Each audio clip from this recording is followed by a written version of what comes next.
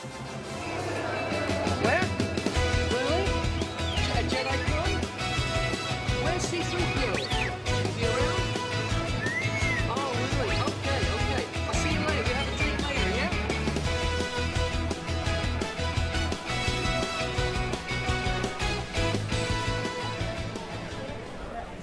Hi, Derek. Hi, nice to meet you. Nice to meet you Wie too. geht's? Gut, danke. Das ist gut, ja. Angenehm, angenehm. Angenehm, yes. Feeling okay? I'm feeling very, very good, yeah. I'm enjoying myself here at Yeah. Jedicon, yes. That's fine. Robert's been very kind and inviting me here. Any special moments so far? Well, it's really nice to see Mike Edmonds again after such a long time because I worked with him on Flash Gordon and obviously my friend Barry, Holland Lieutenant Rents, I've known for 30 years, and seen Jeremy, Jeremy Bullock, because I've known him for a while. Yeah, and to meet, is it Ola, the girl? Oli, very nice. To see her, in the flesh. So it was nice to see her, and I met Steve briefly, and Ben and Philip from, Fisher Picked, etc. Okay. Yes, very nice Pete and nice guys, yeah, I say it's very good to be here. I'm pleased to be back in Germany because it's my favourite country, believe it or not. Do you attend a lot of conventions that you can stay in contact with your fans? And Yes, I have. I have actually been to about 10 conventions.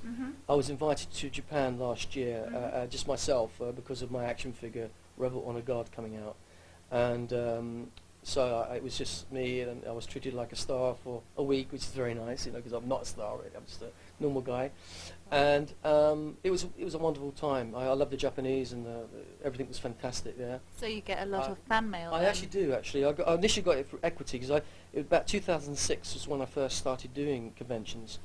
And I didn't want to do it because I thought, well, I'm just the medal bearer and this. And over the years, people said to me, oh, you were in Star Wars, it's a big deal, And I was quite cool about it. And I didn't think, well, I'm not Mark Hamill, I'm not Anthony Daniels, I'm not even Kenny Baker. So I didn't want to be involved with the Star Wars thing because I thought to myself, I'm not special. But I am special because the people like me, and I get a lot of response, which is very nice because I'm a fan too.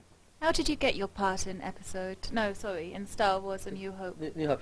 Well, my father, he was involved. He knew many stuntmen in the movie business, and I have relations who are actors and singers, and I've always wanted to be in the film business. So my father got very friendly with a stuntman and head of this union, the FAA it was called at the time, and I got a phone call. They're doing this movie called The Star Wars at Shepperton Studios, even though it's based at Elstree. And I actually went there, and Terry Madden, who was one of the assistant directors, he looked at me and they took pictures and they said, you'd be good as the medal bearer. And then they used me again as the Rebel Honor Guard. I was in about 3 scenes in the movie, and it was my first job, and I was only 18, and I was really nervous. But it was a wonderful experience for me, and I'll never forget it. So that's how I got it, really, and they used me. I was in it 2 weeks in I think it was around about May time, summertime anyway, and I got very friendly with Mark Hamill because we were born the same date. Our birthday's the same date, and he's 5 years older than me, and we had pictures taken on the Oliver set, and I used to drink in the pub with Peter Mayhew quite a lot. That tall guy. The very tall guy. Yeah, we used to drink beer together, and I haven't seen him since. I look forward to seeing him because I have some rare pictures, which obviously on my website and things of us together. But it was a great experience for me. I was very nervous, and Mark was such a sweet man. Can you tell us a little story about from back in the days on set? Yeah, on Star Funny Wars. memories Yeah, or yeah. something? Well, one day I got on set quite early because I was fascinated by this amazing Massassi temple. Set was in H stage. It's a massive stage. And I got there a bit early, and there was obviously R2D2, just there, and I went up, and suddenly the top came up, and then Kenny Baker stepped out. I go, hello, I had a heart attack, and he was in there. I don't know if he was sleeping in there, inside the thing, and it was quite amazing. He must have got there a bit early just to test it out because he had to move his whole body to move the actual robot. And there was another story quickly. Carrie Fisher, and I was kind of in love with her, And I was a very shy boy in those days, not like now. Hard to believe. Well, I was in those days. And Carrie Fisher, I think she had these kind of sandals on, and because the set was made from wood and plaster and things like that, very dusty.